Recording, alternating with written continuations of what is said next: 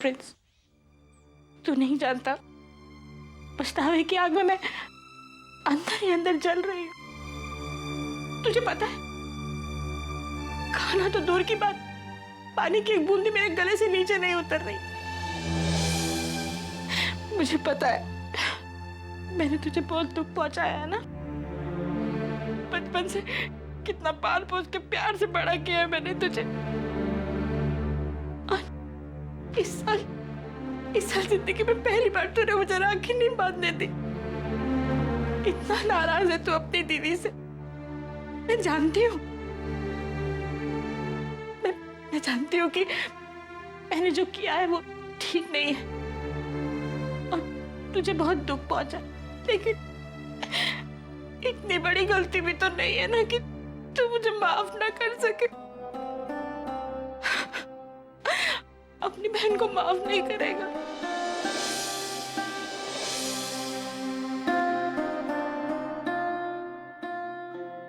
अगर तू कहता है तो मैं तेरे पाँव भी छूने को तैयार हूँ।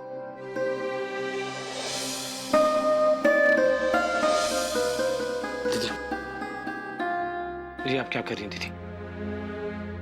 अगर आपको वाकई अपनी गलती का पछतावा हुआ है तो आप नंदिनी से माफी मांगिए, क्योंकि आपकी वजह से जितना दुख उनको पहुंचा है शायद किसी को भी नहीं पहुंचा है।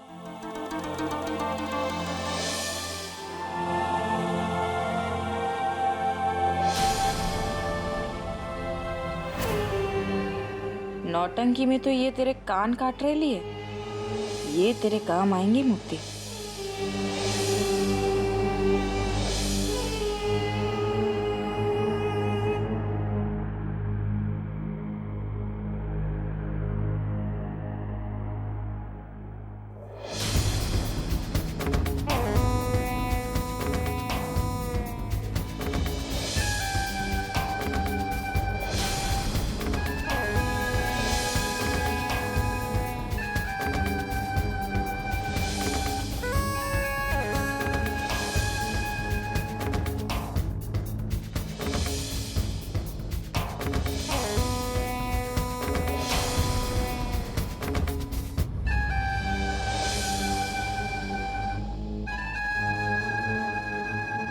ये क्या कर रही हैं आप?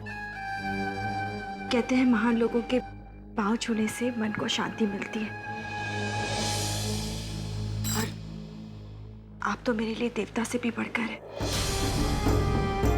आज एक गरीब लड़की का आत्मसम्मान बचाकर आपने मेरे लिए जो कुछ भी किया है उसे मैं 7 जन्म लेकर भी चुका नहीं पाऊंगी। देखिए, मैंने आपके लिए ऐसा कुछ नहीं किया। अगर मेरी जगह कोई और इंसान होता तो शायद वो भी यही करता। ये तो आपका बड़प्पन है। आप नहीं जानते आपने मेरे लिए क्या किया है आज। मैंने तो सिर्फ इंसानियत का फर्ज निभाया। आप इस घर में हमारी वजह से आई हैं और मैं अपनी आंखों के सामने आपकी बेइज्जती होते हुए कैसे देख सकता हूँ? छोड़िए, जो कुछ भी हुआ उसे एक बुरा सपना समझकर भूल जाइए, और आप इतना परेशान मत होइए। इस हालत में आपका आराम करना बहुत जरूरी है। आप सोच क्या रही, जाइए और आराम कर लीजिए। जी।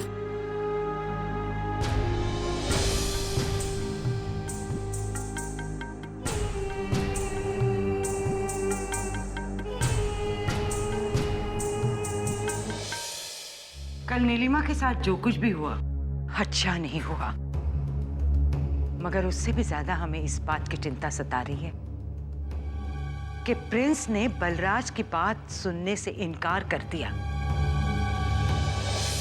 बलराज ठाकुर, जिसकी हर बात पत्थर की लकीर होती है, वो चाहकर भी मुक्ति को उस घर से निकालने में नाकाम रहा, क्योंकि प्रिंस ऐसा नहीं चाहता था। प्रिंस ने बलराज के फैसले को बदल दिया। इसका मतलब समझ रहे हो ना? बहुत अच्छी तरीके से समझ रहा हूँ दादी।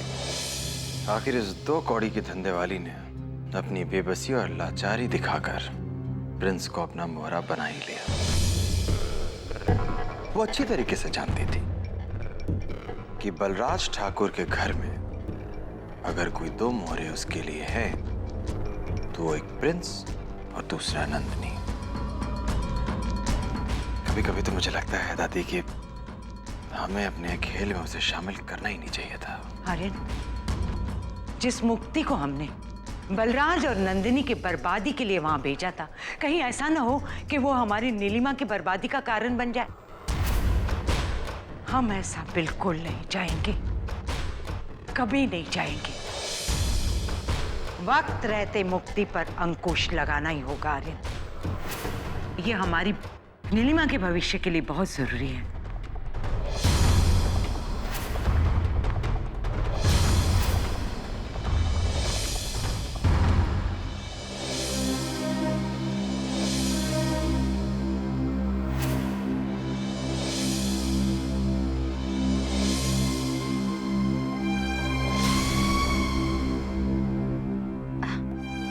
दादी, कैसी हैं आप?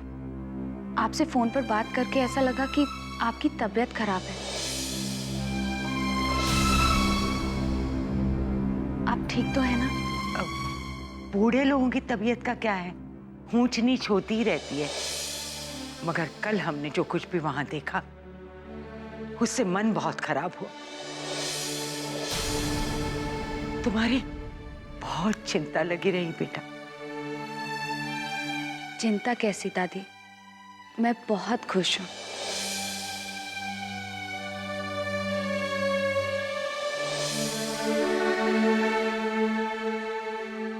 नीलिमा, तेरी दादी चाहती कि तू हमेशा खुश रहे, लेकिन जो कुछ भी कल हुआ उसे देखकर डर लगा। डर? डर कैसा दादी? तुम्हारे आने वाले बच्चे को लेकर डर लग रहा है बेटी। उसकी भविष्य की चिंता हो रही है हमें। उस घर के मालिक बलराज ठाकुर उसके पिता है, लेकिन फिर भी उस बच्चे का भविष्य बेटा हमें अंधकार में डूबा हुआ दिख रहा है।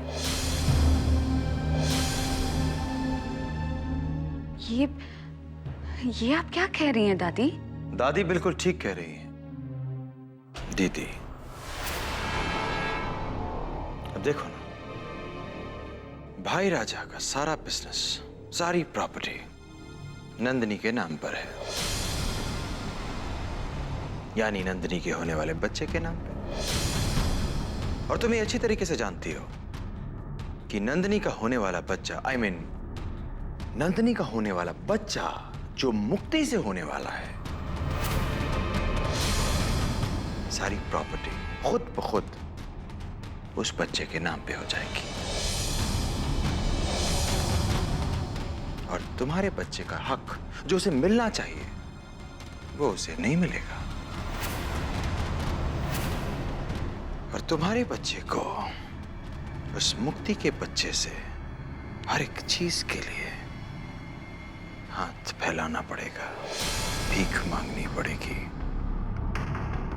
बस यही सोच सोचकर मैं और दादी बहुत चिंतित हो रहे थे, बहुत परेशान हो रहे थे। हाँ नीलिमा, ये सच्चाई तुम्हारे बच्चे के भविष्य से जुड़ी हुई है।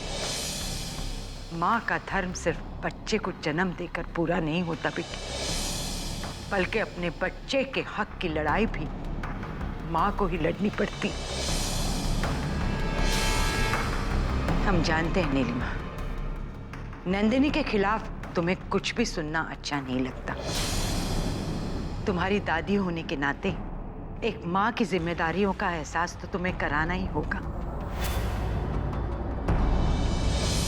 बेटा, इससे पहले कि देर हो जाए, तुम्हें अपने बच्चे के भविष्य के बारे में सोचना ही पड़ेगा।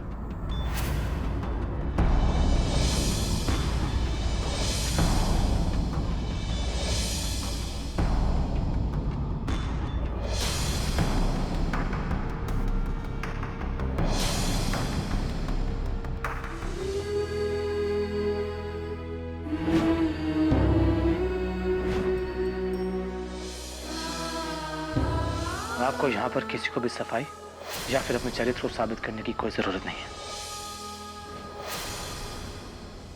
मैं इस घर में इनके खिलाफ एक भी बदतमीजी बर्दाश्त नहीं करूंगा, क्योंकि ये मेरे होने वाले बच्चे की माँ है। नंदिनी, अंबर से बोलिए कि इनसे माफी मांगे। मुक्ति के पेट में पल रहे हमारे बच्चे से प्रिंस बहुत जुड़ चुके हैं। पिता बनने की खुशी उनकी आंखों में साफ झलकने लगी है। ऐसे में हमने उन्हें मुक्ति की सच्चाई बता दी तो उनके उस सपने का क्या होगा जो खुद हमने उनकी आंखों में सजाए थे। अब उनसे उनकी खुशियां कैसे छीन ले हम। मुक्ति की सच्चाई जानने के बाद वो टूट जाएंगे, पूरी तरह बिखर जाएंगे वो। नहीं, हम पहले भी प्रिंस को बहुत दुख झेल चुके हैं। उन्हें जबरदस्ती मुक्ति से जोड़ा हमने। अब हम उन्हें मुक्ति की सच्चाई बताकर दुखी नहीं कर सकते। अब कोई भी दुख नहीं दे सकते हम उन्हें। और वैसे भी कुछ ही महीनों की तो बात है। एक बार मुक्ति हमारे बच्चे को जन्म दे देगी तो वो इस घर से खुद ब खुद चली जाएगी। और हो सकता है अगर प्रिंस को मुक्ति की सच्चाई का पता चल गया तो वो अपने होने वाले बच्चे से नफरत करने लगे। नहीं, हम प्रिंस को मुक्ति की सच्चाई नहीं बता सकते।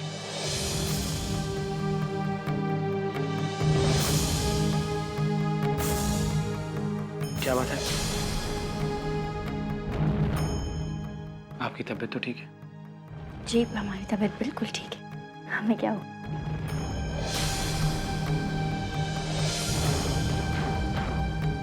मैं नहीं मानता। आप जरूर हमसे कुछ छुपा रही हैं। बताइए। हमने कहा ना प्रिंस, ऐसी कोई बात नहीं है। हम बिल्कुल ठीक हैं। तो फिर हमसे नजरें क्यों चुरा रही हैं? हमारी आंखों में देख कर कहिए कि आपकी तबीयत ठीक है। बोलिए।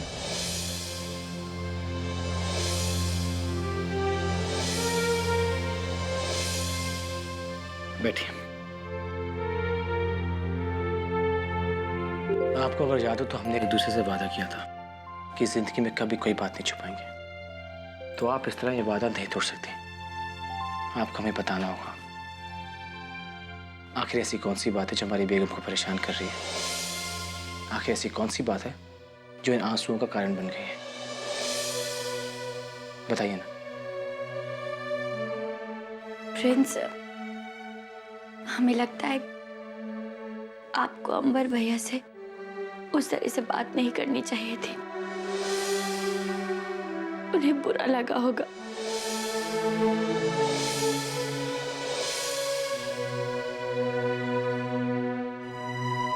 अगर आपको लगता है हमने जो किया वो गलत था तो हम अभी जाकर अंबर से माफी मांग लेते हैं। सच पूछिए तो हमने वही किया जो हमारी अंतरात्मा ने कहा। देखिए, हम लोग मुक्ति को इस घर में अपने एक पवित्र उद्देश्य के लिए लेकर आए थे। मुक्ति के सम्मान की रक्षा करके हमने अपने उस पवित्र फैसले के सम्मान की रक्षा की है। अगर फिर भी आपको लगता है कि हमने जो किया वो गलत था तो ठीक है। नहीं प्रिंस, आपने बिल्कुल सही किया। और शायद आपकी जगह होते तो हम भी यही करते। चलिए, इसी बहाने आपके मन का बोझ तो हल्का हो गया। अब अपने इस पति के मन का बोझ भी हल्का कर दीजिए।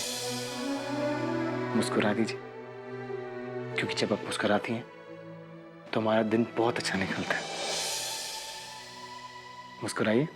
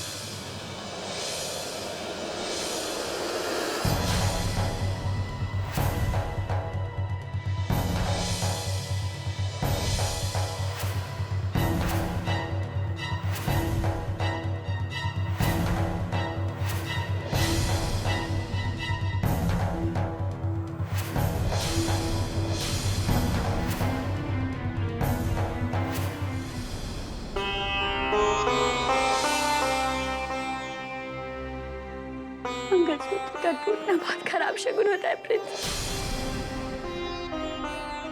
ये मामूली धागा नहीं है।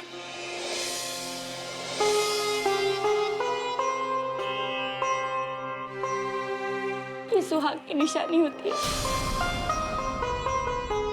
हमारा मन बहुत घबरा रहा है। आप बेकार में परेशान हो रही हैं। मंगलसूत्र ही टूटे ना तो क्या हुआ, और इसमें अपशगुन की कौन सी बात है? मैं ऑफिस जा रहा हूँ, शाम को उसे ज्वेलर से ठीक करवा दूंगा और आपको मिल भी जाएगा। प्रिंस, हमारा मन बहुत घबरा रहा है। आज आप मत जाइए प्लीज। नंदिनी, इतनी पढ़ी लिखी होने के बाद अगर आप ऐसी छोटी छोटी बातों से घबराएंगी तो कैसे काम चलेगा? हमने कहा शाम तक ठीक हो जाएगा।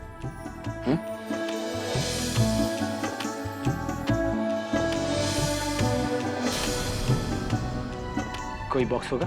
एक मिनट।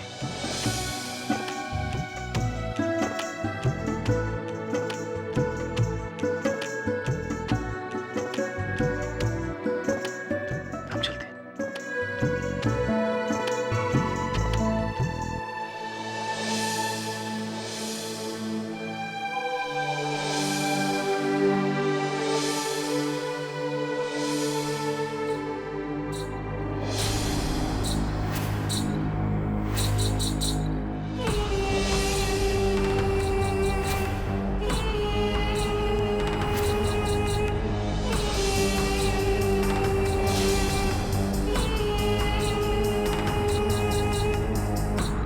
प्रिंस जी, आपकी लंबी उम्र के लिए प्रार्थना करने गई थी मंदिर पे। प्रसाद, आपको इस हालत में आराम करना चाहिए। इस सब काम की क्या जरूरत है? जब आप है तो मुझे क्या हो सकता है? मेरा मतलब, घर में जब ये सारे लोग हैं मेरा ध्यान रखने के लिए, तो मुझे क्या हो सकता है? मैं इतना तो कर ही सकती हूँ ना आपके लिए। मेरा ये धर्म निभाने से आप मुझे नहीं रोक सकते।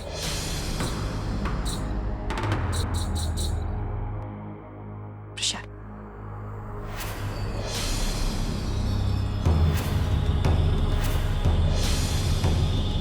ये क्या है?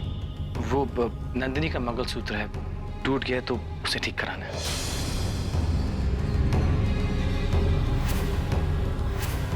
प्रिंस जी, ये तो बहुत बड़ा अपशगुन होता है। ये अनहोनी का संकेत है। आप भी ना नंदिनी की तरह बात करती हैं। वैसे मैं इस अंधविश्वास को नहीं मानता। इस दुनिया में शगुन और अपशगुन नाम की कोई चीज नहीं होती। अभी जा रहा हूँ, रास्ते में ज्वेलर को दे दूंगा और शाम तक ठीक भी हो जाएगा। इतनी छोटी सी बात को लेकर आप लोग कितना परेशान हो जाते हैं। दीजिए।